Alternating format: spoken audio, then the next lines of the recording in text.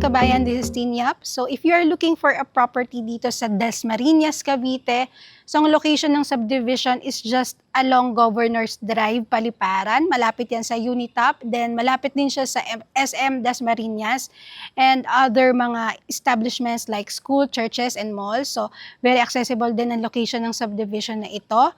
Ayan, meron tayong available na garnet model. So this one ay may 5 bedrooms, but as of the moment ay sold na itong property na ito, pero good thing is pwede pa siyang mai-reconstruct ulit dito sa subdivision dahil may mga available na lot dito na pwede niyong pagpilian. So this garnet model ay may lot area na 180 square meters. So bigyan ko lang kayo ng idea sa community dito sa aking right side.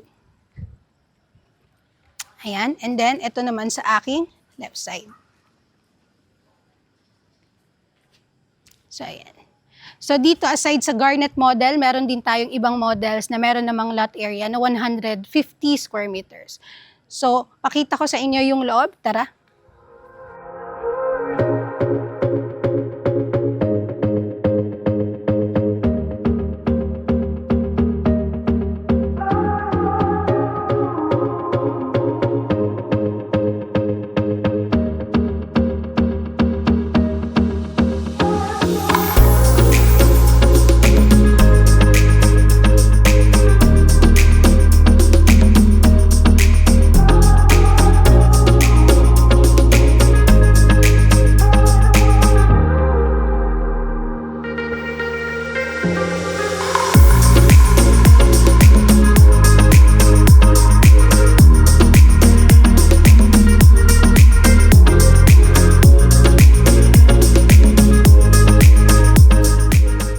So yan, upon entrance, mostly sa mga kino-construct dito na house ay elevated yan kasi may mga steps yan pataas, and then meron tayong vehicular gate. Ayan. So, it is a 2-vehicle carport, kasya dyan ang dalawang sasakyan. So dito may mga, ang pwedeng ma-customize mo kapag magpapagawa ka ng mga pre-selling houses is yung kanyang color, like yung sa tiles, yan, kung meron kang gustong color ng tiles, ganyan. So dito naman sa right side, meron ka ditong malaking inside garden and pocket garden dito. Ayan. So ito yung carport area, kasya yung dalawang sasakyan. Single attached ito. So yung meron kang setback dito na estimated 2 meters wide. And also ang iyong fence, ayan, ang height ko po ay 5'1", so ganyan siya. So complete finish turnover, may fence at may gate po yan upon turnover. So you have here a service counter as well. And also, aside dun sa service door na accessible ang kitchen area, meron ka pa din ditong space sa rear part of the house. So naka-fence yan, palibot na yan. Then may side garden din. Ito yung lanay area. So ang access naman ng lanay area going dito sa iyong dining area. Papakita ko yan sa inyo. So samahan niyo ako at don't skip this video. So this is the porch. Ayan. So medyo covered siya. And ang ginamit na dito na door ay metal door na.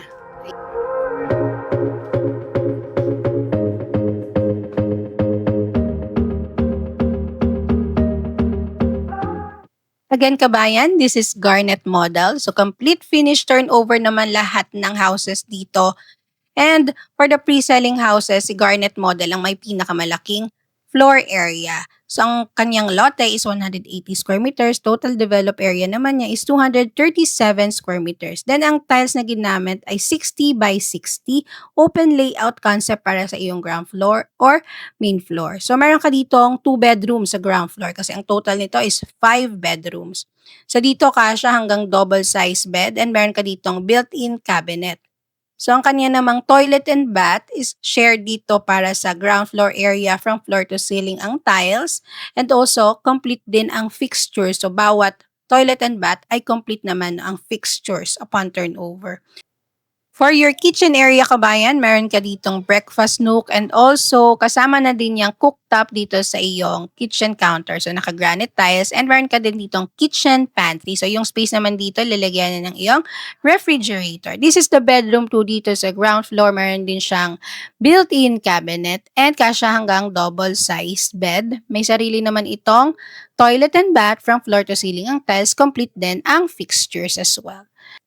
So come on, check na natin ang second floor. Meron ka ditong malaking cornered window.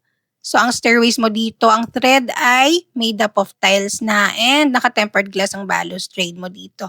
So ang flooring para dito sa second floor ay naka-PVC. So nandito yung 3 bedrooms mo, total of 5 bedrooms. So meron ka ditong common toilet and bath para dito sa dalawang bedroom na ito, the bedroom number 3 and the bedroom number 4. So this is the bedroom number 3. So yan meron niyang built-in cabinet and then meron din siyang vanity area. So kasya dyan hanggang queen size bed kasi spacious naman siya. This is the bedroom number 4. So meron din siyang built-in cabinet and vanity area as well. So every bedroom may provision na yan ng aircon kung gusto nyong magpalagay ng aircon per bedroom. So by the way, kabayan, this is available through bank financing and since pre-selling po ang mga available dito, ang kanyang down payment is stretchable up to 18 months, then 80% ay through bank financing. So dito naman sa master bedroom, so ito yon ang iyong primary bedroom. Meron ka ditong 4-door built-in cabinet at meron ka ding vanity area. So you have here a ensuite toilet and bath, complete fixtures at may kasamang jacuzzi. So, ang iyong balcony ay accessible dito sa master bedroom.